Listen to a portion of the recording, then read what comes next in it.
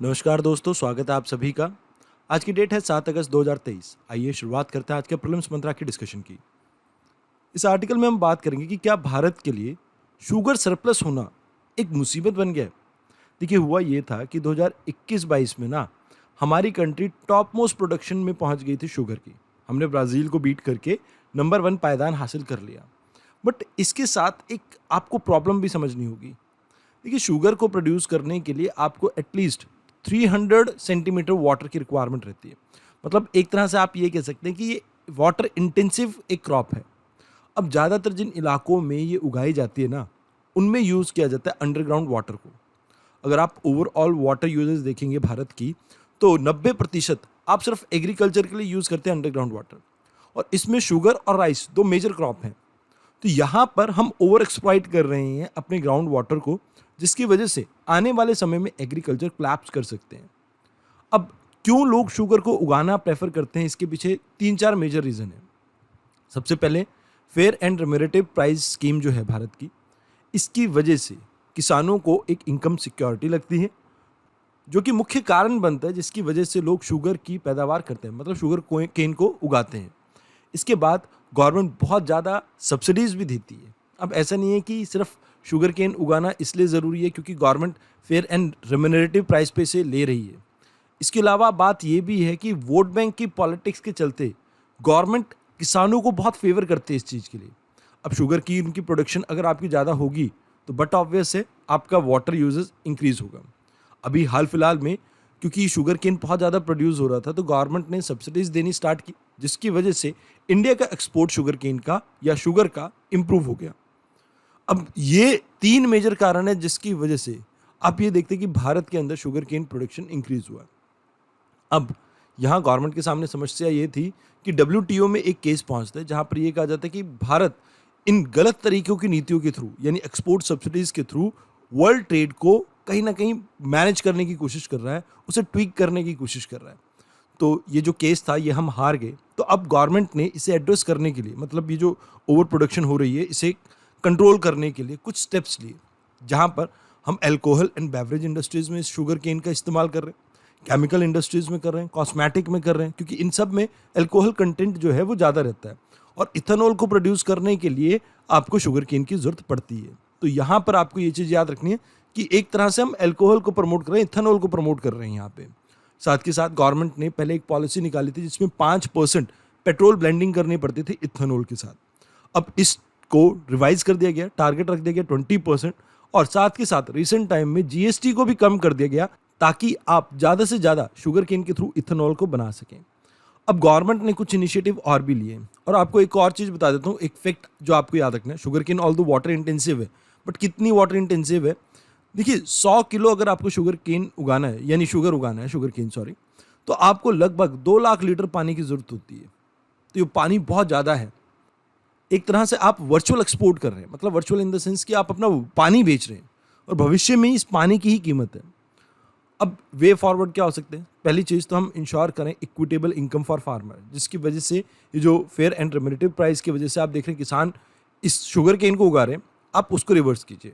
साथ के साथ कुछ ऐसी प्रैक्टिसेस लेके आइए जिसकी वजह से ये जो मोनोकल्चर होता है ना, कि खेतों में सिर्फ शुगर केन दिखाई देता है आपको, उस मोनोकल्चर को आप कहीं ना कहीं डिल्यूट कर सकें। मतलब कुछ ऐसी पॉलिसीज़ लेके आओ। साथ के साथ हमें वाटर की मैनेजमेंट के ऊपर फोकस करना चाहिए, उसे बचाने के ऊपर फोकस करना चाहिए। जैसे रेन वाटर हार्वेस्टिंग के ऊपर हम फोकस कर सकते हैं, ड्रिप इरिगेशन के ऊपर फोकस कर सकते हैं, और साथ के साथ हमें ग्राउंड वाटर के ऊपर रिसर्च करनी चाहिए कि क्या उसकी अवेलेबिलिटी है, क्या उसकी डिस्ट्रीब्यूशन है। इन सभी चीज़ों को ध्यान में रखते हुए हमें अपनी पॉलिसी को डिज़ाइन करना चाहिए ताकि हम अपने आने वाली जनरेशन के लिए फूड सिक्योरिटी को इंश्योर कर सकें। आइए अब बात करते हैं अगले आर्टिकल की, क्योंकि इस आर्टिकल में हमें इतना ही जानना था। इस आर्टिकल में हम बात करेंगे मध्य प्रदेश के टाइगर्स के बारे में। अब ऐसा क्यों है? देखिए, अगर आप मध्य प्रदेश को देखें तो यहाँ पर बैलेंस किया है इन्होंने प्रेडेटर और प्रे की पॉपुलेशन को, जिसकी वजह से ऑलमोस्ट 50% इंक्रीज होता हुआ दिखाई दिया टाइगर की पॉपुलेशन में। मतलब अगर पहले 100 टाइगर्स आपको देखने को मिलते थे, तो अब यहाँ पर 150 टाइगर हैं। अब इन नंबर को अचीव करने के लिए इन्होंने कुछ स्ट्रैटेजी अपनाई। पहली चीज़ तो एक तो committed wild life conservation officers देखने को मिले आपको, जो कि वेल ट्रेंड थे और जिन्होंने एक्टिव प्रे मैनेजमेंट भी किया। Active pray management in the sense, देखो जहाँ पर प्रे की संख्या कम हुई या जहाँ पर प्रे की संख्या ज़्यादा हुई, अब प्रे की संख्या ज़्यादा हुई तो इन्होंने टाइगर मूव कर दिया, प्रे की संख्या कम हुई तो वहाँ पर और प्रे इंट्रोड्यूस कर दिए। फिर विलेजर्स के साथ मिलके उनको रीलोकेट करने के लिए वॉलंटरी बेसिस पे काम किया। साथ के साथ इन्होंने इंट्रोड्यूस किया कुछ नई स्पीशीज जैसे बारहसिंगा, चीतल अलग अलग एरियाज़ में, ताकि फूड अवेलेबिलिटी यहाँ पर इंश्योर कर सके आप टाइगर के लिए।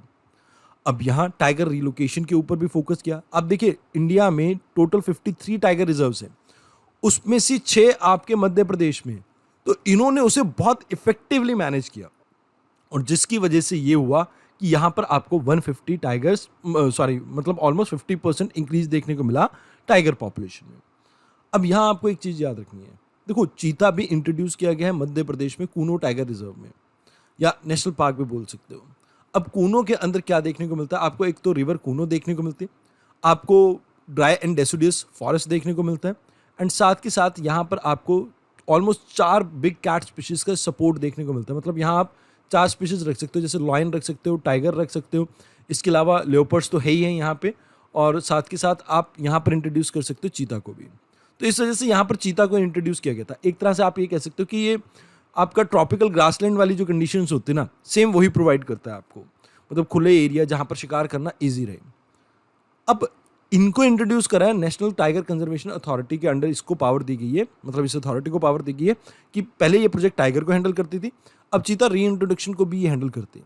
तो यहाँ पर इन्हें लर्न करना चाहिए कुछ मध्य प्रदेश गवर्नमेंट से कि कैसे उन्होंने स्ट्रैटेजिकली इन चीज़ों को मेंटेन किया और टाइगर की पॉपुलेशन अपने यहाँ पर इंक्रीज की। अब यहाँ आपको कुछ बातें याद रखनी है नेशनल टाइगर कंजर्वेशन अथॉरिटी के बारे में, जो कि इस्टेब्लिश की गई थी 2005 में अंडर मिनिस्ट्री ऑफ एनवायरनमेंट। इसका काम क्या है, टाइगर की पॉपुलेशन को कंजर्व करना, प्लस अभी चीता रीइंट्रोडक्शन का भी काम इन्हीं को दिया गया है।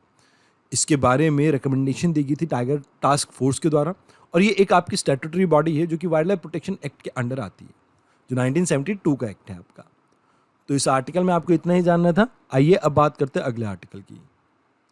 इस आर्टिकल में हम बात करेंगे जूलॉजिकल सर्वे ऑफ इंडिया की एक पब्लिकेशन के बारे में, जिसमें ये रिसेंटली बताया गया कि भारत के अंदर लगभग 1353 यानी 1400 के करीब आपको बर्ड्स देखने को मिलते हैं, जो कि ऑलमोस्ट वर्ल्ड में जो बर्ड्स मिलते हैं उसका 12.4% है। अब इसमें से लगभग 78 मतलब ऑलमोस्ट 78 या 80 कह सकते हो आप, इतने बर्ड्स एंडेमिक है भारत के अंदर। एंडेमिक मतलब एक पर्टिकुलर जोग्राफिकल लोकेशन में देखने को मिलते हैं। अब ये टोटल का 5% हुआ, तो इसका कहने का मतलब ये है कि ऑलमोस्ट जितने भी बर्ड भारत के अंदर मिलते हैं उसमें से 5% एंडेमिक है। अभी रिसेंट टाइम में इन एंडेमिक बर्ड्स के ऊपर सबसे बड़ा खतरा ये है कि इनके हैबिटेट को डिस्ट्रॉय किया जा रहा है। अब कौन डिस्ट्रॉय कर रहा है? ह्यूमंस डिस्ट्रॉय कर रहे हैं। कैसे? देखिए, अगर आप एंडेमिक स्पीशीज के बारे में बात करते हैं ना, तो एक प्रॉपर हैबिटेट में देखने को मिलते हैं जहाँ पर क्लाइमेटिक कंडीशंस और जैसे फूड अवेलेबिलिटी एंड ऑल, इसके ऊपर डिपेंड करता है इनका सर्वाइवल।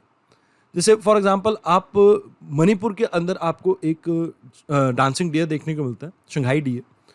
अगर वहाँ से फुमडी गायब हो जाए किसी तरह से, मान लो क्लाइमेट चेंज की वजह से वहाँ पर फुमडी अब बनती ही नहीं, अब ऐसा हो भी रहा है, तो वहाँ पर आप देखेंगे कि उनकी पॉपुलेशन भी डिक्लाइन करने लग जाएगी। वो एंडेमिक है उसी एरिया की। तो यहाँ आपको समझना होगा कि जब भी आप किसी हैबिटेट को अल्टरनेट करोगे, उसे चेंज करोगे, तो उसका इम्पैक्ट उस स्पीशीज़ के ऊपर भी पड़ेगा। जैसे नीलगिरी ताहिर है, वो नीलगिरी वाले एरिया में ही मिलता है। अगर मान लो हम वहाँ पर रबर प्लांटेशन स्टार्ट करते, यानी डेवलपमेंट प्रोजेक्ट स्टार्ट कर दिया, हैबिटेट को अल्टरनेट कर दिया, चेंज कर दिया, तो इसका असर उनके ऊपर डायरेक्ट पड़ेगा। तो यहाँ पर सबसे बड़ा यहाँ पर इस आर्टिकल में रीज़न बताया गया कि habitat destruction is one of the prime reason, जिसकी वजह से आज की डेट में इंडिया में एंडेमिक बर्ड्स की पॉपुलेशन घट रही है। अब इसमें 3 बर्ड्स के बारे में बताया जाता है कि जिनकी पॉपुलेशन का डाटा आज हमारे पास नहीं है, रिकॉर्ड्स ही नहीं है। जैसे मणिपुर बुश क्वेल, ये इंडेंजर्ड कैटेगरी में आती थी और लास्ट टाइम हमने देखा इसे 1907 में। हिमालयन क्वेल की बात की जाए तो क्रिटिकल इंडेंजर्ड कैटेगरी में आती थी, last seen in 1876।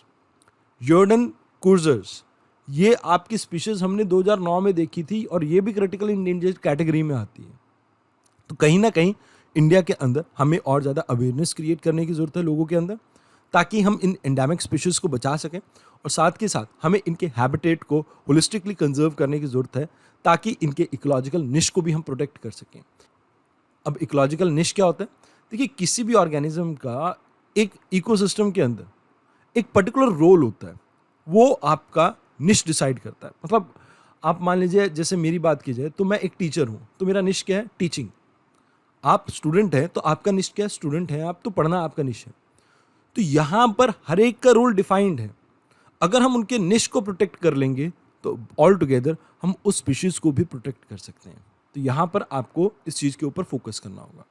Now zoological survey of India के बारे में बात की जाए तो इसे स्टैब्लिश किया गया था 1916 में, और ये आता है आपका ministry of environment, forest and climate change के अंडर। इसका हेडक्वार्टर कोलकाता में है, और ये गवर्नमेंट एजेंसी है जो ट्रेनिंग प्रोवाइड करती है प्लस रिसर्च एंड स्टडीज़ के अंदर हेल्प करती है रिलेटेड टू एनिमल्स। तो ये इतना ही आपको इसके बारे में याद रखना है। आइए अब बात करते हैं अगले आर्टिकल की। इस आर्टिकल में हम एक जोग्राफिकल लोकेशन जानेंगे, इटली के एक आइलैंड की, जिसका नाम है लैम्पेडूसा। लैम्पेडूसा आपका इटली से साउथ के टुवर्ड्स लोकेटेड है। यहाँ पर ये आइलैंड आपको सिसिली आइलैंड देखने को मिलता है। ये यहाँ आपको माउंट एटना याद रखना है, माउंट स्ट्रॉम्बेली याद रखना है। ये इंपॉर्टेंट माउंटेन्स हैं जहाँ पर आपको वोल्केनिक इरप्शंस देखने को मिलती हैं। अगर बात की जाए माउंट स्ट्रॉम्बेली की, तो इसे light house of the Mediterranean के नाम से भी जाना जाता है। ये फ्रिक्वेंटली इरप्ट करता है। अब यहाँ इसके साउथ में ही आपका लैम्पेडूसा लोकेटेड है। अब कुछ चीज़ें इटली के बारे में जान लेते हैं। पहली चीज़, लंगूरियन सी यहाँ पर है आपका। इससे थोड़ा सा आप साउथ की तरफ जाएंगे तो यहाँ पर आपको टरेनियन सी देखने को मिलेगा, ये आइनियन सी है, एंड देन ये है आपका एड्रियाटिक सी। अगर बात की जाए इटली कौन कौन सी कंट्रीज़ के साथ बॉर्डर शेयर करता है, तो ये फ्रांस, ये मैकडोना, ये आपको स्विट्ज़रलैंड देखने को मिलता है। देन यहाँ पर ये ऊपर आपको ऑस्ट्रिया, ये स्लोवाकिया एंड ये क्रोएशिया, ये इंपॉर्टेंट कंट्रीज़ हैं जो इसके साथ लैंड बॉर्डर शेयर करती हैं। ऑल्दो इसमें से याद रखना, क्रोएशिया इसके साथ लैंड बॉर्डर नहीं शेयर करती, मरीन टाइम बॉर्डर शेयर करती है। क्रोएशिया के अलावा बॉस्निया, यूगोस्लाविया एंड अल्बेनिया, ये भी इसके साथ बॉर्डर शेयर करती है। और यहाँ पर आपको एक छोटी सी कंट्री देखने को मिल रही है, ग्रीस और मॉन्टेनिग्रो, ये भी इसके साथ आप ये कह सकते हो कि मरीन टाइम बॉर्डर शेयर करती है। अगर डाउन साउथ की बात की जाए तो यहाँ पर तुनीशिया, लीबिया, ये मेजर कंट्रीज है जो इसके साथ मेरीन टाइम बॉर्डर शेयर करती हैं। तो यहाँ पर इस आर्टिकल में आपको इतना ही याद रखना था। आइए अब बात करते हैं अगले आर्टिकल की। इस आर्टिकल में हम समझेंगे सुपरनोवा का कॉन्सेप्ट। देखिए, अगर बात की जाए यूनिवर्स की उत्पत्ति की, तो कहा जाता है कि यूनिवर्स की उत्पत्ति बिग बैंग थ्योरी के साथ हुई है। मतलब जब एक टाइनी आपकी लिटिल बॉल जिसके अंदर इन्फिनाइट मास था, इन्फिनाइट आप ये कह सकते हैं कि वॉल्यूम था, वो एक्सप्लोड करती है और उसके बाद से ये कंटिन्यूसली आपका एक्सपैंड कर रहा है। अब ऐसे ही कुछ आपको चीज़ें देखने को मिलते हैं अभी भी यूनिवर्स में। इसमें से एक है सुपरनोवा। सुपरनोवा अगर बात की जाए तो कहीं ना कहीं डेथ साइकिल को रिप्रेजेंट करता है एक स्टार की। देखिए, एक स्टार में हमेशा इनवर्ड और आउटवर्ड फोर्स के अंदर एक बैलेंस मेंटेन किया जाता है, जहां आउटवर्ड फोर्स आपकी न्यूक्लियर फ्यूजन को रिप्रेजेंट करते हैं, जहां पर ये जैसे आप देखते हैं ना, हाइड्रोजन प्लस हाइड्रोजन, ये आपकी हीलियम को जनरेट करते हैं। तो ये बेसिकली फ्यूजन रिएक्शन है जहां पर दो लाइटर एलिमेंट्स कंबाइन करते हैं एक हैवियर के बीच में। तो यहाँ पर हैवियर जो फॉर्म हो रहा है, ये बेसिकली इसको एक्सपैंड करने की कोशिश करता है, वेयर एज ग्रेविटी कोशिश करती है कि इस पूरे मास को इनवर्ड हम कॉन्ट्रैक्ट कर सके। मीन्स ग्रेविटी अंदर की तरफ इस स्टार को पुश कर रही है और फ्यूजन रिएक्शन बाहर की तरफ। अब जब इसका फ्यूजन रिएक्शन अंदर से फ्यूल खत्म हो जाता है, यानी यहाँ पर हाइड्रोजन इतनी ज़्यादा अवेलेबल नहीं रही कि अब ये रिएक्शन कंटिन्यू हो सके, तो यहाँ पर कोर बिल्कुल क्लैप्स करेगी, जिसकी वजह से कोर क्लैप सुपरनोवा आपको देखने को मिलता है। एक और तरीका भी होता है सुपरनोवा का, जहां पर आप इसे कहते हैं थर्मल रनअवे सुपरनोवा। अब मान लीजिए दो स्टार हैं, अब या तो ये दोनों ही आपके वाइट ड्वार्फ स्टार है या इनमें से कोई एक। अब यहां ये आसपास से इतना मैटर अब्जॉर्ब कर लेते हैं, मान लो एक स्टार दूसरे स्टार को निकल गया, इतना मैटर अब्जॉर्ब कर लिया कि भाई ये अब उस मैटर को रिफ्लेक्ट करने लग जाए, एमिट करने लग जाए, तो इसे भी कहा जाता है सुपरनोवा। बट इसमें एक स्टार दूसरे स्टार की शक्तियों को अब्जॉर्ब कर रहा है, तब ये होता है। तो ये आपको सुपरनोवा के दोनों कॉन्सेप्ट को याद रखना है। हो सकता है नियर बाय एग्जाम में आपको इसके बारे में कुछ पूछ लिया जाए। तो इस आर्टिकल में इतना ही। आइए अब बात करते हैं अगले आर्टिकल की। इस आर्टिकल में हम देखेंगे पाकिस्तान के लोकेशन को। देखिए, सबसे पहले तो आपको ये पता होना चाहिए पाकिस्तान किन किन कंट्रीज़ के साथ अपना बॉर्डर शेयर करता है। तो यहाँ पर आप याद रखना, अफगानिस्तान, इंडिया और ईरान, ये तीन ही कंट्री है जिसके साथ पाकिस्तान अपना बॉर्डर शेयर करता है। ऑल्दो पाकिस्तान ऑक्यूपाइड कश्मीर के कारण पाकिस्तान अभी हाल फिलहाल के लिए चाइना के साथ बॉर्डर शेयर करता है, बट आपको ये याद रखने की ज़रूरत नहीं है, क्योंकि कोई भी डिस्प्यूटेड एरिया के बारे में आपको क्वेश्चन नहीं पूछा जाता यूपीएससी में। अब यहाँ पर रावलपिंडी से कराची आपकी एक ट्रेन जा रही थी, उसका एक्सीडेंट हो गया जिसमें 30 लोग मरे हैं और 80 जख्मी हुए हैं। इसके बारे में एक आर्टिकल पब्लिश हुआ था, तो दैट्स वाई हमने पाकिस्तान की लोकेशन थोड़ी देख ली। अब अगर मरीन टाइम बॉर्डर की बात की जाए तो यहाँ पर ये कंट्री आपको देखने को मिलती है ओमान, जिसके बारे में आपको पता होना चाहिए। ऑल्दो मरीन टाइम बॉर्डर से काफ़ी दूर भी हो सकता है ये, तो बस ये याद रखना अरेबियन सी में आप जस्ट ओमान इसके अपोजिट देखते हैं। तो आइए अब बात करते हैं अगले आर्टिकल की। इस आर्टिकल में हम बात करेंगे साउथ चाइना सी की। अभी रिसेंटली चाइना के ऊपर इल्ज़ाम लगाया फिलिपिन ने कि भाई चाइना ने इनके एक मिलिट्री बोट को कहीं ना कहीं रोका है। अब यहाँ हमारे लिए साउथ चाइना सी की लोकेशन जाननी इंपॉर्टेंट हो जाती है, जिसके नॉर्थ में आपको देखने को मिलता है जापान, ये आपको ताइवान देखने को मिलता है। इस साइड ये वाला जो पार्ट है ये फिलिपिन का है, ये आपका मलेशिया वाला पार्ट, ये ब्रुनई वाला पार्ट है, और ये ब्रूनो है आपका। इसके अलावा नीचे की तरफ अगर ये देखते हैं आप आइलैंड्स वगैरह, तो ये जावा सुमंत्रन आइलैंड जो है ये आपके इंडोनेशिया के पार्ट है, ये आपको मलेशिया देखने को मिलता है, और ये वियतनाम। ऑल्दो इसका एक आपका ब्रांच है that is gulf of Thailand, जहाँ पर आपको थाईलैंड देखने को मिलता है, और ये एक छोटा सा पार्ट है सिंगापुर का, ये भी आप याद रख लेना। तो इस आर्टिकल में हमें साउथ चाइना सी की लोकेशन जाननी ज़रूरी थी। अब आपसे एक होमवर्क देता हूँ। देखिए 3 एरियाज़ हैं साउथ चाइना सी में जो डिस्प्यूटेड है, जैसे स्पार्टली आइलैंड, जैसे पार्सल आइलैंड। आप कमेंट बॉक्स में इनका नाम और किन किन कंट्रीज़ के बीच में डिस्प्यूट है इसको लिखिए। वैसे तो हो सकता है कि यूपीएससी आपसे इस पे मैच द फॉलोइंग टाइप कुछ दे दे कि कौन से एरिया में ये आपके आइलैंड्स लोकेटेड है। उसके अलावा इसके बारे में आपको कुछ नहीं जानने की ज़रूरत। हो सकता है बस मेंस में आप इसको एग्जाम्पल के तौर पे यूज़ कर सकें। आइए अब बात करते हैं अगले आर्टिकल की। इस आर्टिकल में हम लोकेशन जानेंगे इराक की। क्यों? क्योंकि रिसेंटली इंटरपोल की मदद मांगी है इराक ने कि भाई इनके एक ऑफिसर है जो $2.5 बिलियन की घपले करके भाग गए। तो यहाँ पर आपको याद रखना है कि 2 इंपॉर्टेंट रिवर इराक से निकलते हैं, एक टिग्रिस और एक यूफ्रेट। यूफ्रेट टर्की से निकलते हैं और टिग्रिस भी आपकी टर्की से निकलती है। अब ये जो इराक है ये किन किन कंट्रीज़ के साथ अपना बॉर्डर शेयर करता है? तो नॉर्थ में टर्की याद रखना, फिर देन बात की जाए ईस्ट की तो आपको ईरान याद रखना है। यहाँ पर छोटी सी कंट्री आपको कुवैत देखने को मिलती है। ये पूरा बॉर्डर आपका सऊदी अरेबिया का, छोटा सा पार्ट जॉर्डन का, और ये आपका सीरिया का। ये याद रखना पर्शियन गल्फ के अंदर खुलता है आपका इराक। इंपॉर्टेंट लोकेशन है, हो सकता है नियर फ्यूचर आपको इसके बारे में पूछ लिया जाए। मौसुल एक इंपॉर्टेंट सिटी है यहाँ पे, जो कि आपके टिग्रिस रिवर के ऊपर ही लोकेटेड है। इसके अलावा बगदाद जो इंपॉर्टेंट सिटी है वो भी यहीं पर ही लोकेटेड है आपके टिग्रिस रिवर के ऊपर। तो कई बार इस तरह के क्वेश्चन पूछ लिए जाते हैं, तो आपको पता होने चाहिए। आइए अब बात करते हैं अगले आर्टिकल की। इस आर्टिकल में हम बात करेंगे मॉनेटरी पॉलिसी के बारे में। देखिए अभी रिसेंटली मॉनेटरी पॉलिसी कमेटी की एक मीटिंग होनी है, जिसमें कहा जा रहा है कि स्टेटस को मेंटेन करने की कोशिश करेगी आपकी मॉनेटरी पॉलिसी कमेटी, जो कि आरबीआई की है। मॉनेटरी पॉलिसी कमेटी आपकी 6 मेंबर बॉडी है, और ये आपकी एक स्टैट्यूटरी ऑर्गेनाइजेशन है जो कि आरबीआई एक्ट के अंडर बनी हुई है। मतलब इसको जो पावर है वो वहीं से ही आ रही है। अब इसके पास काम क्या है? देखिए मॉनेटरी पॉलिसी किसी भी कंट्री के सेंट्रल बैंक के पास होती है, जिससे वो प्रमोट करती है सस्टेनेबल इकोनॉमिक ग्रोथ को और कंट्रोल करने की कोशिश करती है मनी सप्लाई को। अब इसके पास 2 तरह के टूल्स रहते हैं, एक होते हैं क्वालिटेटिव टूल, एक होते हैं क्वांटिटेटिव टूल। अगर बात की जाए क्वालिटेटिव टूल की, तो इससे पैसों की क्वालिटी को कंट्रोल करने की कोशिश करते हैं।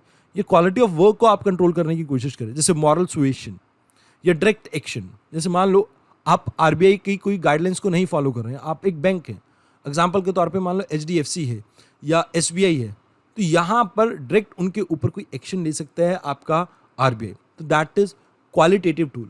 अगर क्वांटिटेटिव टूल्स के बारे में बात की जाए तो रेपो रेट, जिसके ऊपर एक्चुअल में ये मॉनेटरी पॉलिसी कमेटी आपकी वर्क करती है। रेपो रेट डिसाइड करती है आपकी मॉनेटरी पॉलिसी कमेटी। अब इससे किस तरह से ये इकॉनमी की अमाउंट ऑफ मनी को कंट्रोल करते हैं, इसको मैं आपको समझाना चाहूँगा। देखिए मान लीजिए अगर रेट ऑफ इंटरेस्ट इन्होंने इंक्रीज़ कर दिया, तो लोग अब कम लोन लेंगे। ज़्यादा से ज़्यादा लोग कोशिश करेंगे कि बैंक के अंदर पैसा जमा कराएं, ताकि बढ़ते हुए इंटरेस्ट का वो फ़ायदा उठा सकें, चाहे वो एफडी करवाएं, चाहे वो कुछ भी करें। अब यहाँ पर लोगों के पास पैसा कम है, लोन वो लेना नहीं चाहते। इसका मतलब ये है कि इकॉनमी के अंदर मनी को आपने ड्राई अप कर दिया। इसे कहा जाता है डियर मनी पॉलिसी। अगर इसके विपरीत आप लोनों को सस्ता कर दें, तो इसे कहा जाता है चीप मनी पॉलिसी। लोग ज़्यादा से ज़्यादा लोन लेके नई नई चीज़ें खरीदेंगे, जैसे फ़ोन हो सकता है, टीवी हो सकता है, कार हो सकता है, इन सब को खरीदने की कोशिश करेंगे। दूसरी चीज़, ओपन मार्केट ऑपरेशन भी आपके क्वांटिटेटिव टूल में आता है, जहाँ पर गवर्नमेंट सिक्योरिटी को बेच के एक तरह से आप इकोनॉमी में से मनी को ड्राई अप करने की कोशिश करते हैं। देखिए, मान लीजिए गवर्नमेंट सिक्योरिटी को बेचने आया आपका आरबीआई, तो क्या होगा, सिक्योरिटी खरीदने के लिए आप पैसा पे करेंगे, जिसकी वजह से सारा पैसा आरबीआई के पास चला जाएगा। अब अगर आरबीआई के पास पैसा चला जाएगा तो इसका मतलब है आप इकोनॉमी में मनी सप्लाई को डिक्रीज कर रहे हैं। अगर मनी सप्लाई को डिक्रीज कर रहे हैं तो इससे इन्फ्लेशन में कंट्रोल करने में आपको हेल्प मिलती है। तो ये भी एक मैकेनिज्म है। इसके अलावा कैश रिजर्व रेशो या स्टैट्यूटरी लिक्विडिटी रेशो, ये भी दो औजार है जिसके थ्रू आरबीआई कंट्रोल करने की कोशिश करती है मनी फ्लो। बट ये आपकी मॉनेटरी पॉलिसी कमेटी के हाथ में नहीं है। मतलब ये जो लास्ट के 3 हैं, ये मॉनेटरी पॉलिसी कमेटी के पास नहीं आते। सिर्फ रेपो रेट ही है जो मॉनेटरी पॉलिसी कमेटी आपका कहीं ना कहीं यूज़ करती है, मतलब जिसके ऊपर मॉनेटरी पॉलिसी कमेटी डिसीजन ले सकती है। बाकी सारे आरबीआई के एम्बिट में आते हैं। अगर बात की जाए स्टैट्यूटरी लिक्विडिटी रेशो, ये वो अमाउंट ऑफ मनी है जो एक बैंक को अपने साथ मेंटेन करनी पड़ती है, चाहे गवर्नमेंट सिक्योरिटी के फॉर्म में, गोल्ड के फॉर्म में, चाहे कैश के फॉर्म में। तो ये अपने साथ मेंटेन करनी होती है। वेयर एज CRR आपको रिजर्व बैंक ऑफ इंडिया के साथ मेंटेन करनी होती है, उनके पास डिपॉजिट करवानी होती है। तो ये चीज़ें आपको यहाँ पे याद रखनी थी। अगर बात की जाए कौन से 6 लोग मेंबर होते हैं मॉनेटरी पॉलिसी कमेटी के, तो 3 आरबीआई की साइड से आते हैं, जहाँ पर आरबीआई के गवर्नर, डेप्यूटी गवर्नर जो आपके मॉनेटरी पॉलिसी से, डेप्यूटी गवर्नर ऑफ आरबीआई जो आपके मॉनेटरी पॉलिसी से रिलेटेड है, और उसके अलावा आरबीआई का एक नॉमिनेटेड मेंबर इसके मेंबर बनते हैं। 3 ये हो गए। इनका जो टेन्योर है, जो इनकी जॉब का टेन्योर होगा, उसके साथ रहता है। देन अगर बात की जाए 3 अदर मेंबर्स, वो नॉमिनेट करती है आपकी सेंट्रल गवर्नमेंट। तो यहाँ पर आपको इस आर्टिकल में इतना ही याद रखना था। अगर आपको हमारे हैंड रिटन नोट्स को डाउनलोड करना है तो आप इस QR कोड को स्कैन करके हमारे टेलीग्राम चैनल को ज्वाइन कर सकते हैं, दैट इज़ यूपीएससी मंच। तो आज की इस वीडियो में इतना ही। धन्यवाद।